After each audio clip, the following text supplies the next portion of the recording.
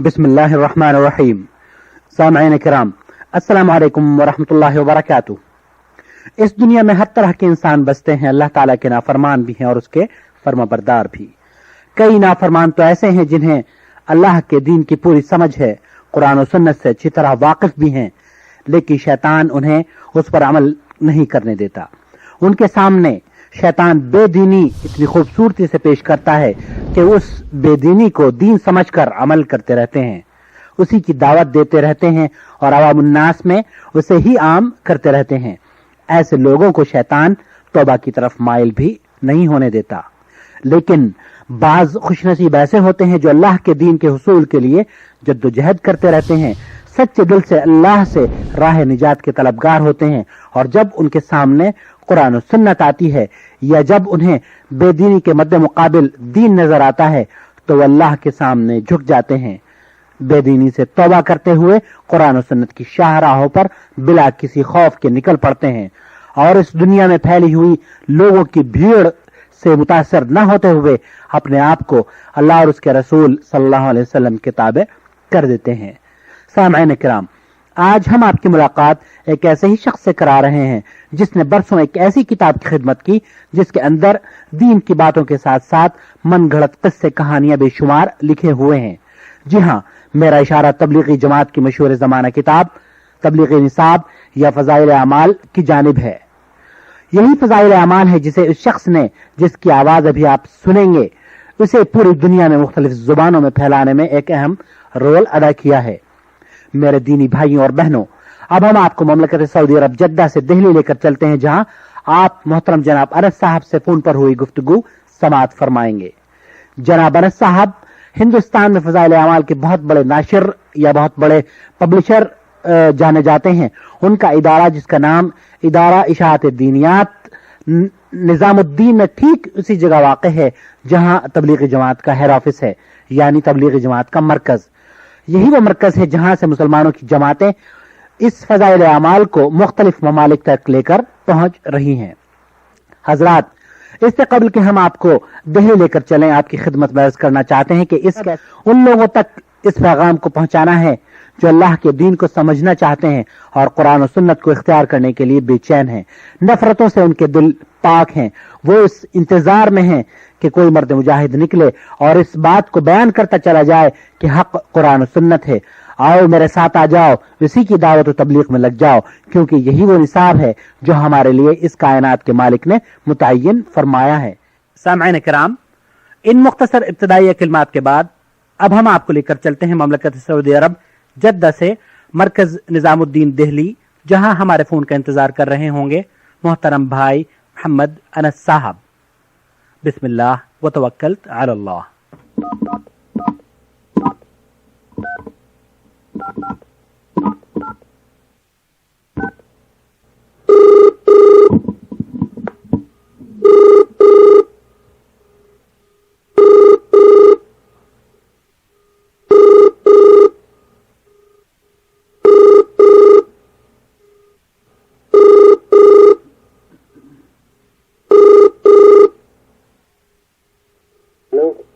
अस्सलाम वालेकुम। वालेकुम सलाम रहमतुल्लाह। कौन बोल रहा है?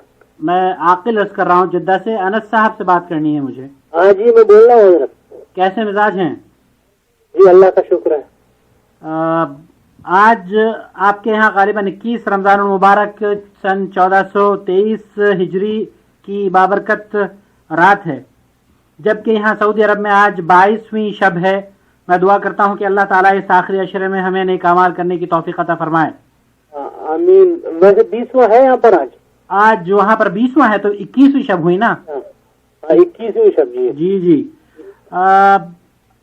इस मुबारक रात में हमारी और हमारी तमाम मुसलमान भाइयों की अल्लाह रब्बुल आलमीन से दुआ है कि जानों को बख्श दे और माफ कर दे, और इन बाबरकत लम्हात में हमें हक बात कहने की तौफीक अता फरमाए। आमीन या रब्बल आलमीन। अनस साहब, आपको जैसे कि हम इत्तला दे चुके हैं कि एक इंटरव्यू की शक्ल में आपसे गुफ्तगू होगी, क्या आप इजाजत देंगे कि हम इस गुफ्तगू को रिकॉर्ड कर लें? जी कर लीजिए। अल्लाह आपको जज़ाए खैर अता फरमाए। अनस साहब, आपका ताल्लुक हिंदुस्तान के اس بڑے ادارے سے ہے بلکہ آپ اس ادارے کے مالک ہیں جس نے فضائل اعمال کو پوری دنیا میں پھیلانے میں ایک اہم رول ادا کیا ہے. آپ براہ کرم ہمیں بتائیں اپنے بارے میں مختصر تعارف اور اپنے ادارے کے بارے میں. میرا مختصر سے تعارف تو یہ ہے کہ حضرت میں بلند شہر ایک چھوٹا سا قصبہ ہے وہاں کا رہنے والا ہوں. میرے والد وہیں سے آئے تھے اور یہ کاروبار شروع کیا تھا اور تبلیغی کتابوں سے ہی شروعات کی تھی. یہ تبلیغ تحریک کی کتابیں ہیں شروع میں یہی چھاپی تھی اور آج تک وہی چھاپ رہے ہیں. انس صاحب آپ کا پورا نام کیا ہے؟ میرا نام محمد انس. اللہ آپ کو جزائے خیر عطا فرمائے. انس صاحب ہمیں حافظ شکیل احمد صاحب میرٹھی دارالکتب الاسلامیہ نے بتایا ہے کہ آپ نے مسلک حق تسلیم کیا ہے. آج آپ تقلیدی پابندیوں سے آزاد ہو کر قرآن و سنت پر عمل پیرا ہیں. براہ کرم ہمیں بتائیں گے کہ کیا آپ کو یہ راہ نجات کس طرح ملی اور کس طرح آپ اہل حدیث ہوئے؟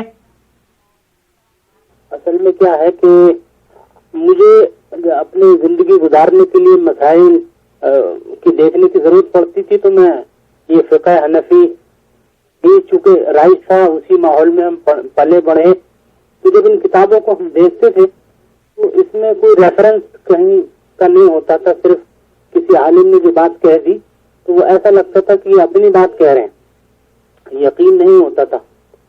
تو پھر اس کی جستجو شروع کی کہ بھئی یہ جو بھی مسائل ہوں تو وہ حدیث کی روشنی میں ہونے چاہیے.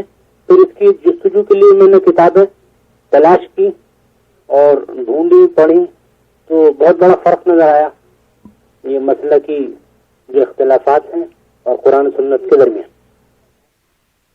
اب کوئی ایسی خاص جستجو کے دوران کوئی چیز جیسے آپ آج صبح بیان کر رہے تھے کہ پہلے میں نے کچھ سی ڈیز سنی اور اس کے بعد کچھ ویب سائٹ اور کیا تھا آپ ذرا بتائیں گے؟ اب دشواریاں تو بہت آئیں اور ابھی آ رہی ہیں. اللہ تعالیٰ مجھے استقامت کی توفیق عطا فرمائے. آمین. اصل اصل میں کیا ہے کہ جب سے میں نے شروع کیا ہے ہر آدمی مجھے چونکہ ہم اسی معاشرے میں اسی ماحول میں رہتے ہیں جہاں مسلکوں کے اوپر چلا جاتا ہے تو ہر آدمی ٹیڑھی نگاہ سے مجھے دیکھتا ہے کہ جیسے میں نے کوئی بہت بڑا جرم کر لیا ہو. حالانکہ قرآن و سنت کو اختیار کرنے کی کوشش کی ہے, اس پر عمل کرنے کی کوشش کر رہا ہوں, مگر ہر آدمی جو ہے میرے رشتے دار میرے سبھی اپنے جو ہے مجھ سے منہ موڑے ہوئے ہیں. صرف چند لوگوں کو چھوڑ کے باقی سارے رشتے دار جو ہیں مجھ سے اس وقت کٹے ہوئے ہیں. یعنی عجیب, اگر ان سے ملنے بھی جاؤ تو عجیب باتیں کرتے ہیں. اور جب میں نے لڑکی کی شادی قرآن و سنت کے مطابق کی فروری میں اور میں نے کوئی بارات وغیرہ کسی کو بلاوا کچھ نہیں کیا تو اس پر فروری سے لے کے آج تک سب ناراض.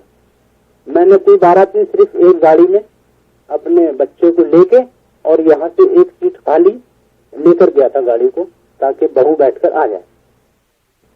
اللہ آپ کو جزائے خیر. آپ صبح فرما رہے تھے کہ آپ نے جب آپ جستجو کر رہے تھے تحقیق کر رہے تھے تو آپ نے کچھ سی ڈی سنی تھی ڈاکٹر اسرار کی یا کس کی, اور پھر کوئی ویب سائٹ آپ کو کسی نے بتائی, وہ کیا سلسلہ تھا ذرا آپ دوبارہ بتائیں گے تاکہ وہ بھی. میں اصل میں پاکستان گیا تھا, وہاں میں نے کچھ سیڈیاں خریدی جو مجھے اچھی لگی, کچھ تقاریر تھی, کچھ اچھے ٹاپک تھے ڈاکٹر اسرار صاحب کی. جی وہ میں لے آیا, وہ ایسی رکھی رہی. ایک روز میرے کمرے میں چھوٹا بھائی آیا اور وہ سیڑھیاں اٹھا کے لے گیا. مجھے خبر بھی نہیں. جب اس نے سنی وہ سیڑھیاں اور مجھ سے پوچھا بھائی آپ نے فلاں سیڑھی سنی ہے؟ میں نے کہا نہیں میں نے تو نہیں سنی. تو اس نے کہا کہ آپ سنیے ان کو, بہت اچھی سیڑھیاں ہیں. وہ خواتین سے متعلق اور پردے سے متعلق وہ سیڑھی تھی. تو جب میں نے سنا تو واقعی میرے آنسو نکل پڑے کہ بھئی یہ ہم اب تک کیا کرتے رہے, ہماری تو زندگی برباد, سب ابھی تک سب کچھ بھی نہیں کر سکے ہم. تو پھر الحمدللہ وہ گھر میں جو پردہ جیسا ہونا چاہیے شرعی پردہ الحمدللہ شروع کیا. اللہ نے توفیق دی اور کر رہے ہیں, جیسے دیور بھابھی کا, جیٹھ کا, بھائی کی بیوی سے, اس طرح سے یہ سب الحمدللہ وہ کر رہے ہیں. اللہ کا شکر ہے. اس کے بعد پھر میں نے انٹرنیٹ پہ کچھ اسلامی.com ایک سائٹ ہے اور اہلحدیث.com وہاں سے کچھ یہ عطا اللہ ڈیروی صاحب اور شفیع اللہ مبارک پوری صاحب اور معراج ربانی صاحب اور بدیع الدین صاحب کئی حضرات کے میں نے بیانات سنے آپ تو مجھے بہت اچھے لگے کہ انہوں نے وہ حق بات قرآن کوئی بھی بات کہتے ہیں تو وہ قرآن و سنت کی روشنی میں کہتے ہیں تو وہ بات اچھی لگی مجھے. اللہ آپ کو جزائے خیر دے. میں آج ہی صبح شیخ معراج ربانی سے آپ کا تذکرہ کر رہا تھا اور انہیں آپ کے بارے میں خوشخبری دی کہ آپ ان کی اور مولانا سفیر رحمان مبارک پوری حفظ اللہ کی تقاریر کی کیسٹیں سن کر الحمدللہ راہ حق پر آئے ہیں. انہوں نے آپ کے لیے نیک خواہشات کا اظہار کیا ہے اور دعا کی ہے کہ اللہ تعالیٰ آپ کو استقامت عطا فرمائے اور جس طرح آپ نے ماضی میں فضائل اعمال کی خدمت کی ہے اس سے کہیں زیادہ قرآن و سنت کی خدمت کی توفیق عطا فرمائے. آپ ہمیں بتائیں گے کہ کیا آپ دعوت حق کو عام کرنے میں جدوجہد کر رہے ہیں اور اگر ہاں تو کس طریقے سے؟ صاحب ایسا ہے کہ اس سلسلے میں بہت کچھ کرنا چاہتا ہوں تاکہ یہ لوگوں کے درمیان جو غلط چیزیں پھیلی ہوئی ہیں یہ ختم ہو. تو پہلا قدم تو میں نے یہ اٹھایا کہ میں نے ایک لسٹ تیار کی ہے جو اپنے مکتبے میں کتابیں بیچتا تھا. پہلے میں ساری تعویذات کی کتابیں رکھا کرتا تھا. میں نقش سلیمانی، کنز الحسین، شمس المعارف الکبریٰ اور نقش سلیمانی وغیرہ وغیرہ، اعمال قرآنی وغیرہ. اعمال قرآنی کو میں رکھتا تھا. میں اس دھوکے میں تھا کہ یہ اعمال قرآنی ہے، قرآن کے عملیات ہوں گے، اس میں کوئی ایسی بات نہیں ہوگی. مگر جب ایک روز میں نے معراج ربانی صاحب کی ایک تقریر سنی، اس میں نے ایک صفحہ نمبر دیکھا اس کا تو مجھے شرم کے مارے اتنا دکھ ہوا مجھے کہ میں نے اس کو فیصلہ کر لیا کہ اس کو بھی نہیں بیچنا. بہرحال میں نے بہت ساری کتابیں جو صوفیزم پر ہیں اور جس میں شرک و بدعت بھرا پڑا ہے ان کتابوں کو میں نے بیچنا. اللہ آپ کو جزائے خیر دے. اہل حدیث ہونے کے بعد آپ کو جو دشواریاں آ رہی ہیں وہ کس طریقے کی ہیں، کس نوعیت کی ہے؟ بس وہ جب میں نے وہ کتابیں رکھنا شروع کی جو قرآن و سنت کے مطابق ہیں تو ان پر اصل میں کیا ہے کہ ہم جس معاشرے میں ہیں یا جس جگہ ہمارا کاروبار ہے وہاں سارے حضرات دوسرے نظریے کے ہیں. جی ہاں. تو اس میں وہاں جو وہ کتابیں دیکھتے ہیں اس پہ سلفی لکھا ہوتا ہے نام کے ساتھ یا کوئی ایسی اس میں چیز ہوتی ہے جس پہ ان لوگوں کو یہ احساس ہو جاتا ہے کہ یہ مکتب فکر دوسرا ہے. وہ پریشان ہو جاتے پھر وہ لیتے نہیں اس کتاب کو. تو یہ یہاں جو دہلی میں وہ علامہ ابن باز اسٹڈی سینٹر ہے وہاں سے میں کچھ کتابیں میں نے منگوائی. میں نے کہا یہ اچھی کتابیں ہیں ان کو رکھوں. وہ اس پہ یہی مصیبت رہی کہ وہ جب میں نے انہیں رکھا تو اس پہ ڈاکٹر لقمان سلفی لکھا ہوا ہے. اس کی وجہ سے کوئی لیتا نہیں ہے. یہ دشواری اس طرح کی آ رہی سامنے. انا للہ و انا الیہ راجعون. یہ تو عجیب و غریب بات ہے کہ آدمی نام کو دیکھ کر کتاب نہ لے. بہرحال یہی تو افسوس کی بات ہے. کیا کیا جائے؟ آپ ہمت سے کام لیجئے اور اللہ رب العالمین قرآن کریم میں جیسے فرماتا ہے وَمَن يَتَّقِ اللَّهَ يَجْعَل لَهُ مَخْرَجًا، تو اللہ کا تقوی اختیار کر لیں گے تو آپ اللہ رب العالمین فرماتا ہے وَيَرْزُقْهُ مِنْ حَيْثُ لَا يَحْتَسِبُ، تو اللہ رب العالمین آپ کو وہاں سے رزق عطا فرمائے گا جہاں سے آپ کا وہم گمان میں بھی نہیں ہے انشاءاللہ تعالی. آپ اکیلے اہل حدیث ہوئے ہیں یا آپ کے ساتھ آپ کے گھر میں مزید افراد بھی تبدیل ہوئے ہیں؟ الحمدللہ میری بیوی، میرے سارے بچے الحمدللہ سب اسی طرح سے نماز پڑھتے ہیں جس طرح نماز قرآن و سنت کہتا ہے اسی طرح سے نماز پڑھتے ہیں الحمدللہ. اور ہم گھر میں ایک چھوٹا سا 15-20 منٹ کا مذاکرہ بھی کرتے ہیں. کچھ کبھی کوئی کتاب لے لیتے ہیں جیسے وہ اقبال صاحب کیلانی، محمد اقبال صاحب کیلانی کی کتاب ہے کتاب الصلاۃ. جی ہم نے پوری سنائی گھر میں ماشاءاللہ. تو اس سے بہت معلومات ہوئی الحمدللہ. آپ صبح اپنی بچی کے بارے میں فرما رہے تھے کہ اس کی شادی ہوئی اور شادی کے بعد جو دشواریاں ہوئی ہیں وہاں پر بچی کا کیا خیال ہے؟ صرف اس کو اس لیے تنگ کیا جا رہا ہے کہ وہ رفع دین کرنا شروع کر دیا ہے اس نے؟ جی ہاں، یہی وجہ ہو سکتی ہے، اور کیا ہے، یہی وجہ ہے وہ کہ وہ اس چیز کو سمجھتی نہیں کہ سنت ہے.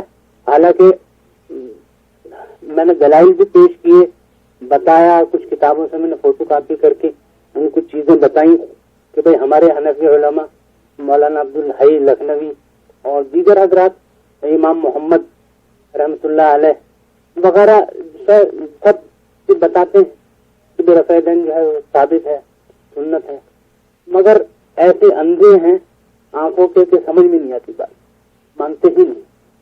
کتنا بھی سمجھا لو ان کو سمجھ آتی نہیں ان لوگوں. اللہ تعالیٰ انہیں سمجھ عطا فرمائے. تبدیلی کے بعد اب آپ کیسا محسوس کر رہے ہیں؟ کیونکہ آپ شرک و بدعت کی زندگی چھوڑ کر آئے ہیں اور توحید کی شاہراہوں پر اب آپ کھڑے ہیں، تو اب آپ کو دلی اطمینان ہے کیا؟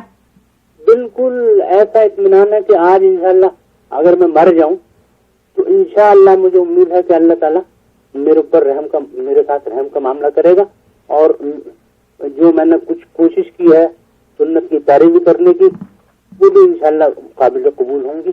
مجھے اللہ کی ذات سے توقع ہے انشاءاللہ تعالی. میرا بالکل شیشے کی طرح بالکل صاف اور اطمینان ہے مجھ کو، الحمدللہ. الحمدللہ. آپ چونکہ کتابوں کا کاروبار کرتے ہیں، آپ کی تبدیلی سے کیا آپ کے تجارتی تعلقات یا معیشت پر اثر پڑا ہے؟ جی یقیناً، چونکہ یہ جو فضائل صدقات، جو فضائل حج میں نے جمع کرنا بند کی ہے، وہ میں 5 زبانوں میں چھاپتا ہوں، اردو میں، ہندی میں، انگلش میں، فرینچ میں، 4 زبانوں میں، اور وہ اچھی خاصی تعداد میں بک جاتی ہیں.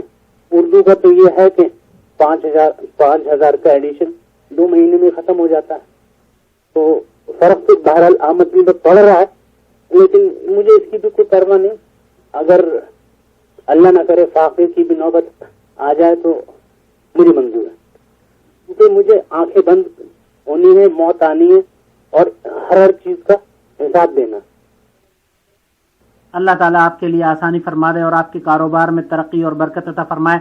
انس صاحب، آپ کو آج یہ علم ہو چکا ہے کہ اس کتاب میں جس کی آپ تجارت کرتے رہے ہیں ماضی میں، شرکیہ عقائد کی بھرمار ہے. کہیں علم غیب بزرگوں کو ہو رہا ہے، تو کہیں مدد کے لیے اللہ کے رسول بادلوں میں خود تشریف لا رہے ہیں، کہیں قبر رسول پھٹ رہی ہے اور اللہ کے رسول قبر سے ہاتھ نکال کر مسافہ کر رہے ہیں، تو کہیں اکابر تبلیغ جماعت اپنے سلام کا جواب بھی قبر سے سن رہے ہیں.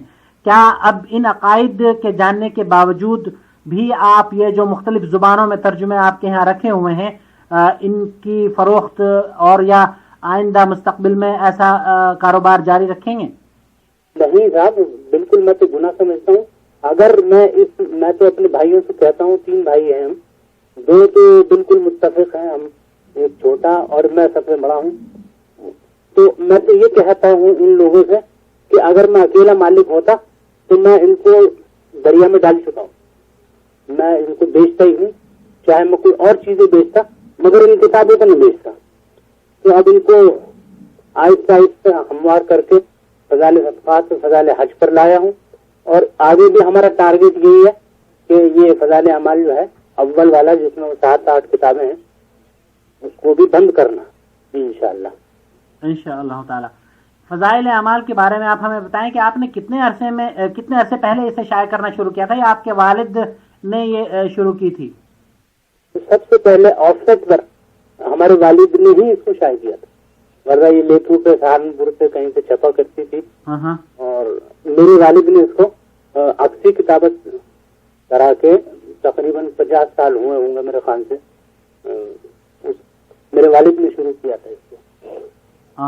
الگ الگ حصوں میں کیا تھا، پہلے چھاپا تھا حکایت صحابہ، فضائل نماز وغیرہ وغیرہ، پھر اس کو ایک جلد کر دیا تھا اور اس کا نام تبلیغ نصاب رکھا گیا تھا. وہ میرے والد کا ہی رکھا ہوا تھا. اچھا رکھا تھا، وہ مولانا زکریا رحمۃ اللہ علیہ نے نہیں رکھا تھا، میرے والد نے رکھا. اور اب آج کل تو یہ فضائل اعمال کے نام سے جانی جاتی ہے. اس کے بعد وہ اس میں چونکہ کچھ बरेलवी हजरात ने एतराजात किए या और लोगों ने भी किए होंगे, तो फिर इसका नाम चेंज कर दिया गया, फजाइल आमाल कर दिया गया। हाँ, आपका कारोबार बिल्कुल तबलीगी जमात के मरकज के पास है, यानी निजामुद्दीन में। क्या माजी में आप किसी तबलीगी बड़ी शख्सियत के करीब रहे हैं? नहीं, मैं अल्हम्दुलिल्लाह, मुझे कभी ऐसा, लोग बहुत कहते रहे कि भी तुम हाजिरी क्यों नहीं देते, जाते क्यों नहीं। मैं असल में जाता भी था, मैं पहले अपने जो वहाँ हमारे कस्टमर्स आते थे, आज भी आते हैं, तो जब मैं जाता था तो लोग वही कि ये शायद अपने मतलब से आया है, वो अजीब नजरों से देखते थे, तो मैं जाना पसंद ही नहीं करता था। जो कस्टमर्स यहाँ आ जाते थे हमारे फॉरेन से आए हुए, हमारे ऑफिस में आ जाते थे, मैं उन्हीं से बात कर लेते थे। तो मैं जाता नहीं था सिर्फ इस वजह से कि चंद लोग जो है वो अच्छी नजरों से नहीं देखते थे। हाँ, अल्लाह हाफिज़, खैर दे। गुफ्तगू के आखिर में क्या आप उन तुज्जार को कोई पैगाम देना चाहेंगे जो आज भी इस किताब की नशर व शात में लगे हुए हैं? नहीं, मैं तो इस किताब के बारे में क्या, बल्कि जो भी किताबें इस तरह की हैं अकायद को खराब करने वाली, पूरी मसाइल तो हर अलग, ये बिल्कुल अकीदे को खराब करने वाली जो किताबें, उनकी तो रोजी भी मैं समझता हूँ कि ठीक नहीं है। उनसे उनको बेचकर, उनको फैलाकर जो रोजी हासिल होती है, वो उसमें मुझे तो शक है कि ठीक नहीं होगी। तो एहतियात करनी चाहिए, और ऐसी किताबें बहुत हैं, सही किताबें क्यों नहीं बेचते। और ये तोता मैना की कहानी, फला 10 बीवियों कहानी, कबूतरनामा, ये सब तो खुराफात किताबें। तो जब अच्छी किताबें मौजूद है तो उन्हें फैलाना चाहिए, उन्हें बेचना चाहिए। आप अपने इदारे में बहिश्त जेवर भी रखा करते थे क्या? बहिश्त जेवर में छापता था, हाँ, छापता हूँ, लेकिन वो अभी क्योंकि भाइयों का मामला है, तो उनके सलाह मशवरे से मैंने लिस्ट बना रखी है कि कौन कौन सी किताबें हैं, और मुताला भी कर रहा हूँ कि वो कौन कौन सी चीजें इस तरह की हैं जिसमें इश्कालात हैं। तो उसमें अगर कोई एक लाइन भी मुझे मिल जाएगी जाती है तो मैं उसको अपने यहाँ रखना बंद कर दूँ। आपके जो भाई हैं दो, मजीद आपने फरमाया कि आपके 2 भाई हैं, तो उनमें से अभी कोई अहले हदीस नहीं हुआ? नहीं, ये यूसुफ है ना, छोटा वाला जो है, हाँ, वो मैंने बताया था ना आपको कि जी, पहले इसने छोटे वाले ने रफायदान करना शुरू किया, हाँ, और मुझे कहा कि भी जब ये चीज सही है तो भाई आप डरते क्यों हैं, हाँ, इसी से जी, डरते क्यों हैं, आप भी शुरू कीजिए।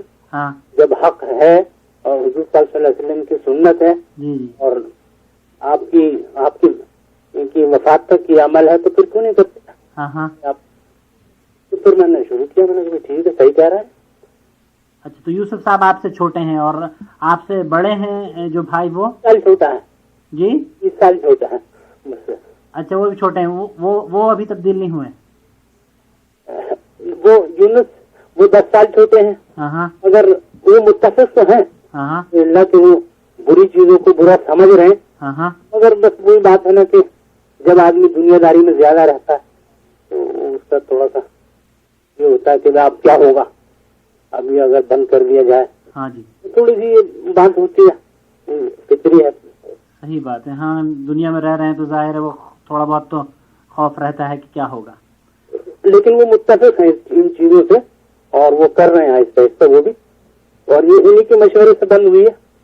ये जो हम तीनों भाइयों के फजाइल हज जो बंद की है हमने, जी, उन्हीं के मशवरे से बंद हुई है। इंशाअल्लाह बेफिक्र रहिए, अल्लाह ताला और कोई ना कोई बेहतर और उससे अच्छा रास्ता इंशाअल्लाह ताला आपके लिए आसान फरमा देगा। क्या आप तबलीगी जमात के अफराद तक कोई पैगाम पहुंचाना चाहेंगे जो उनके लिए एक राह में मशाल बनकर उनके सामने खड़ा हो जाए और उनको रास्ता दिखाए, जमात के अफराद के लिए? भाई बात ये है कि ये ढूंढे, तलाश करें, हर आदमी का फर्ज है कि कुरान और सुन्नत को ढूंढे और अपने अमाल को देखे कि ये कुरान और सुन्नत के मुताबिक है या नहीं। चाहे वो तबलीग वाला हो, कोई भी हो, चाहे कोई पीर हो, पगाड़ू हो, कोई भी, हर आदमी को अमल करते हुए ये देखना चाहिए कि ये कुरान और सुन्नत के मुताबिक है या नहीं है। तो ये पैगाम तो हर एक के लिए है। جو لوگ اس طرح کی کتابیں مرتب کر رہے ہیں خاص طور پہ علماء دیوبند، کیا آپ اپنے اس پیغام میں کچھ ان کے بارے میں کہنا چاہیں گے؟ کیا کر رہے ہیں مرتب؟ اس طرح کی کتابیں جس کے اندر شرکی اعمال ہیں، جیسے آپ نے فرمایا قرآن اعمال قرآنی ہیں، اس کے اندر شرکی اعمال ہے، اور اعمال قرآن تو میرے خیال سے مولانا اشرف علی تھانوی کی لکھی ہوئی ہے۔ جی ہاں، ان کے مولانا تھانوی کی۔ وہ تو بہرحال اب اس دنیا میں نہیں رہے۔ پتہ نہیں یہ کیا وہ کتاب ان کے نام سے منسوب ہو گئی یا انہوں نے ایسا لکھا ہے تو اللہ ہی بہتر جانتا ہے، مگر جو چیزیں مجھے اس میں نظر آئیں وہ بالکل قرآن و سنت کے خلاف تھی، تو میں نے اس کو اپنے یہاں رکھنا اور بیچنا اس کو بند کر دیا۔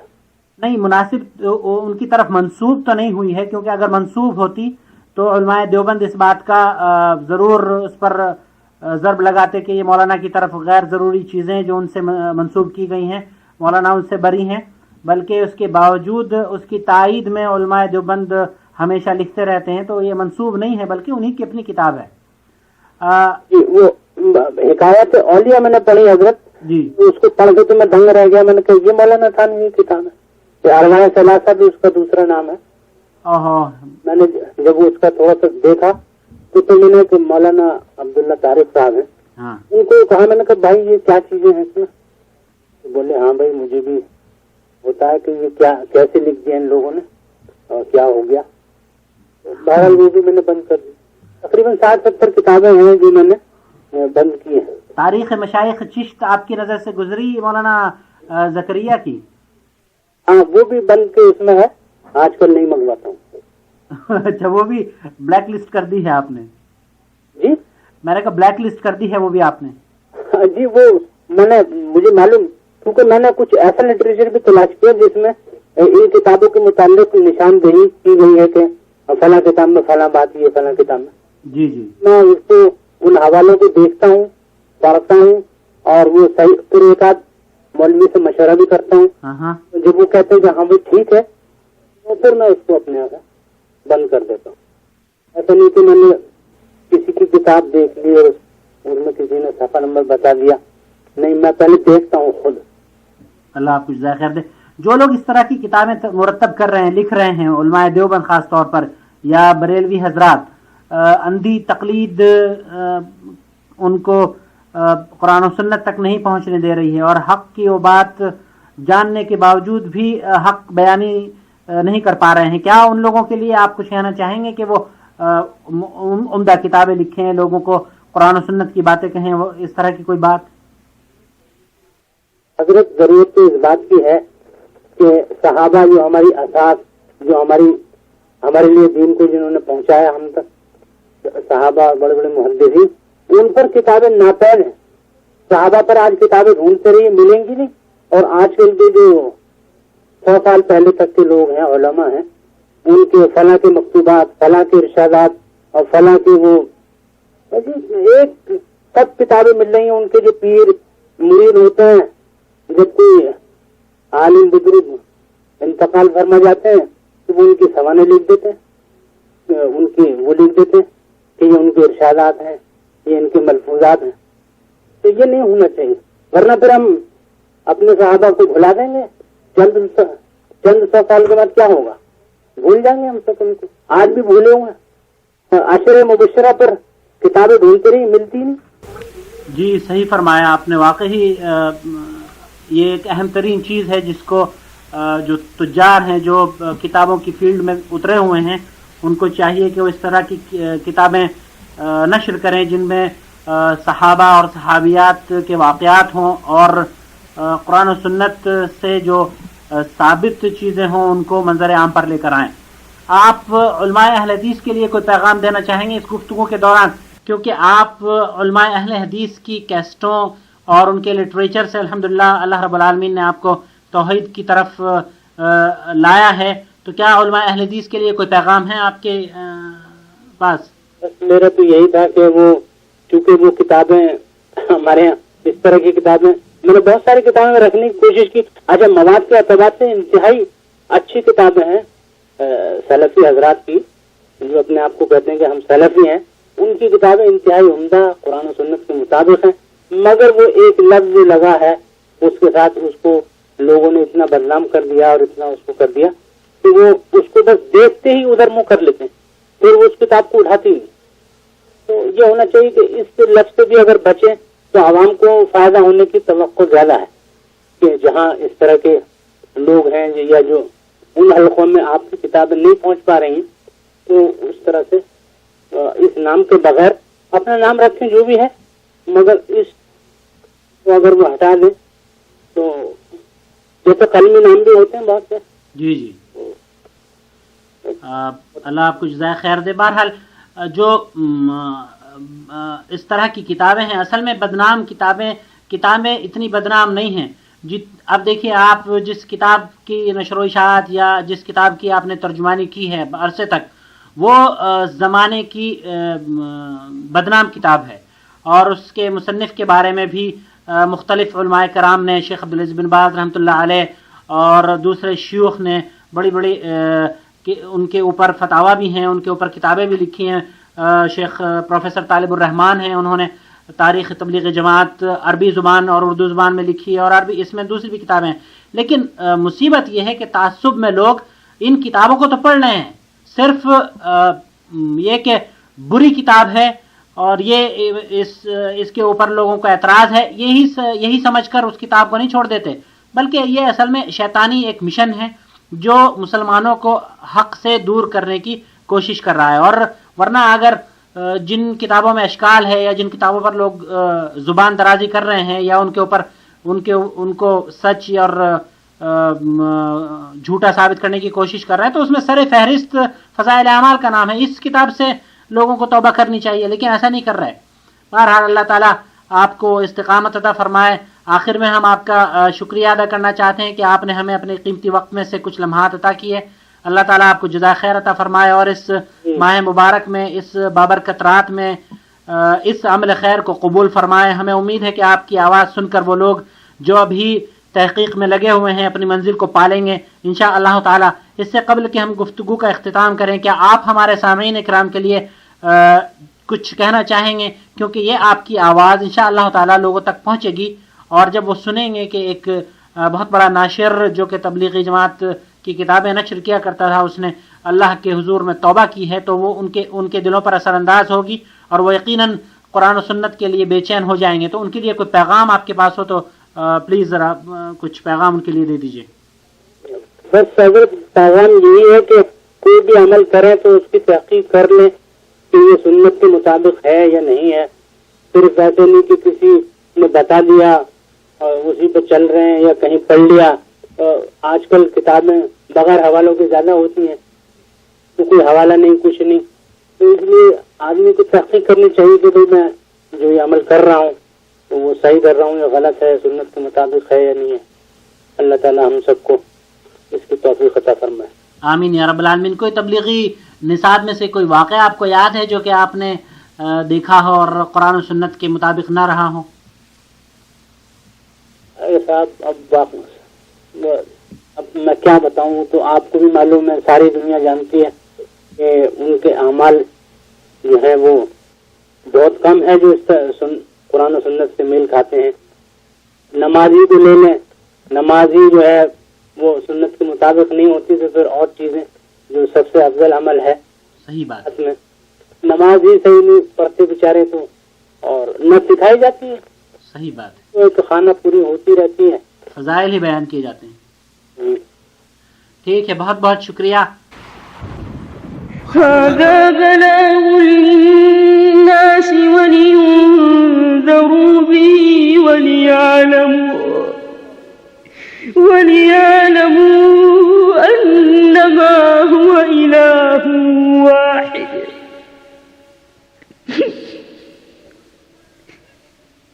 وليعلموا أنما هو إله واحد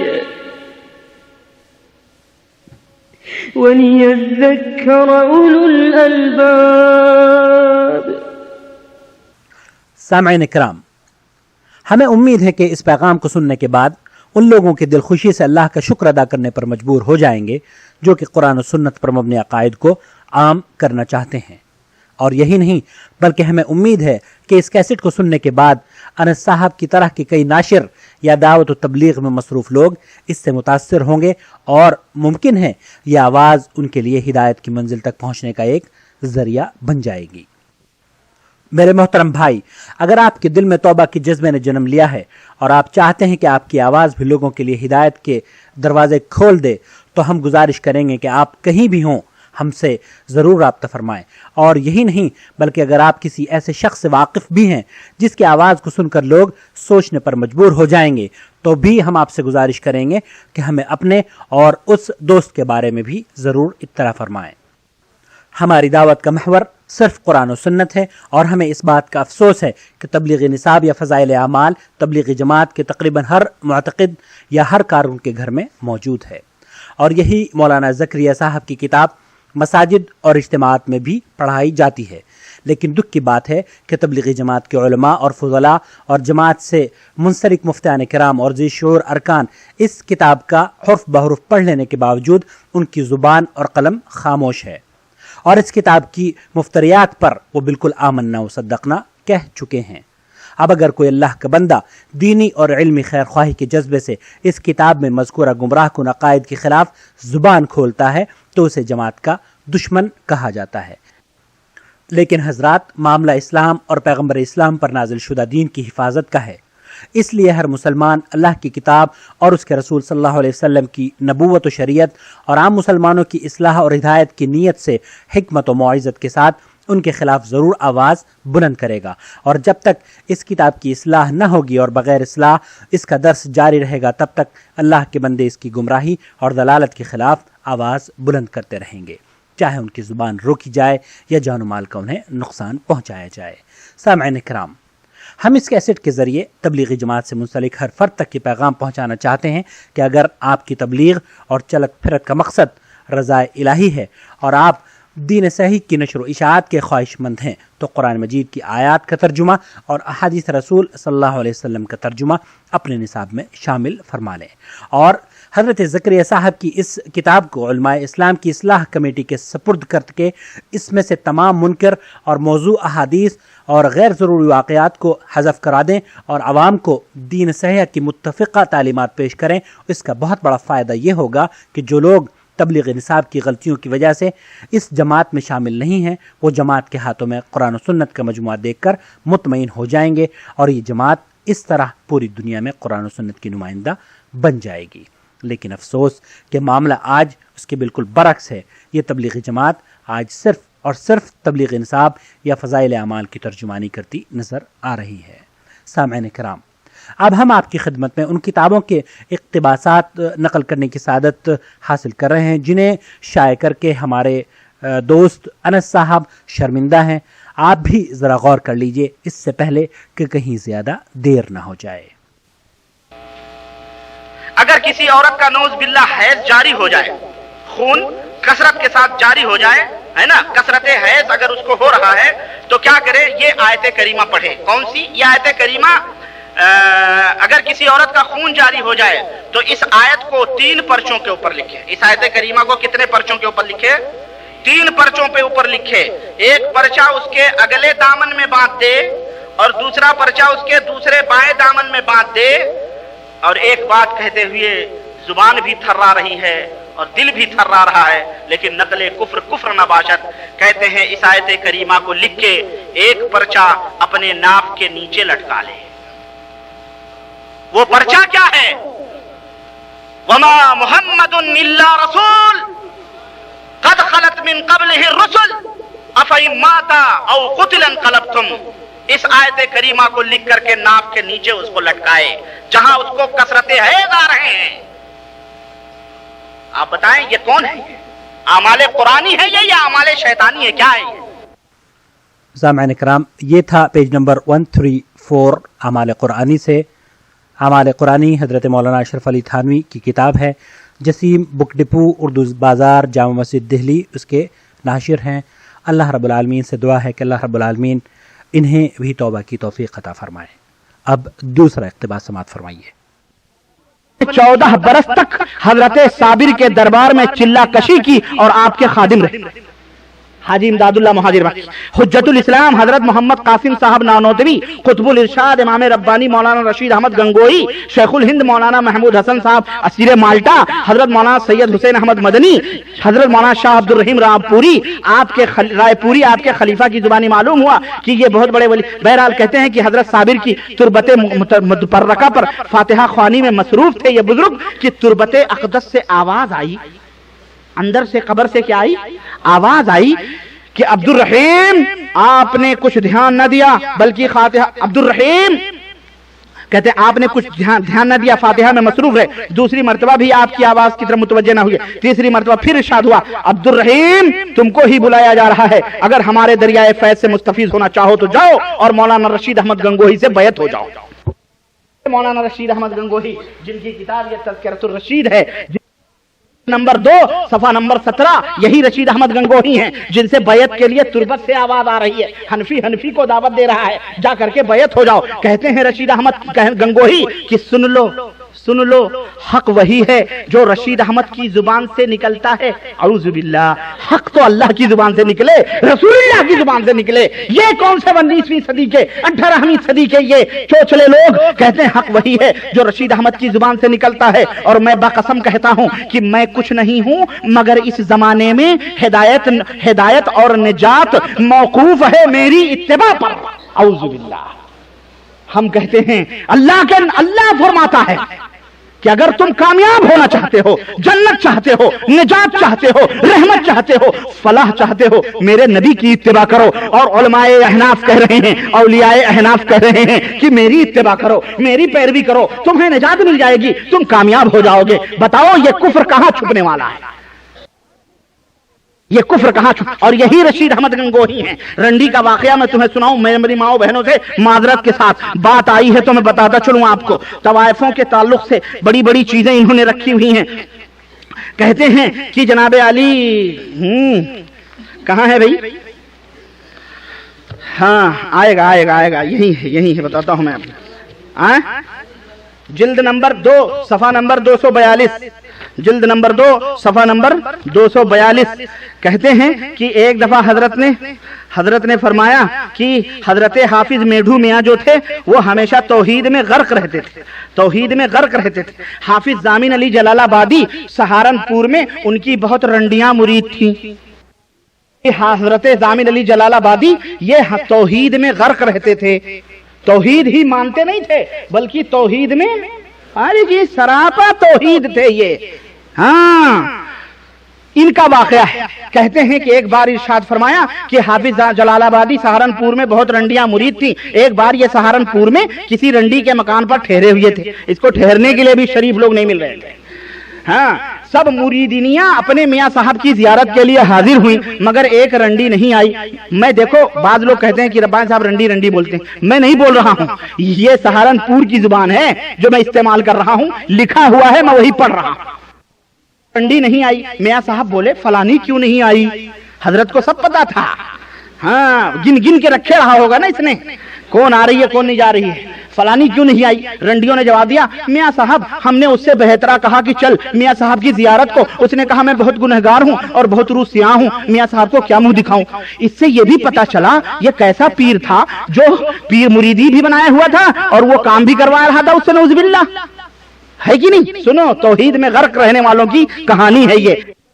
چنانچہ رنڈیاں اسے لے کر آئیں، جب وہ سامنے آئیں تو میاں صاحب نے پوچھا بی تم کیوں نہیں آئی تھی؟ اس نے کہا حضرت روح سیاہی کی وجہ سے زیارت کو آتی ہوئی شرماتی ہوں۔ میاں صاحب بولے بی تم شرماتی کیوں ہو؟ اعوذ باللہ استغفر اللہ، میں کس زبان سے کہوں اس بات کو؟ بھی تم شرماتی کیوں ہو؟ کرنے والا کون، کرانے والا کون؟ وہ تو وہی ہے۔ اعوذ باللہ استغفر اللہ استغفر اللہ۔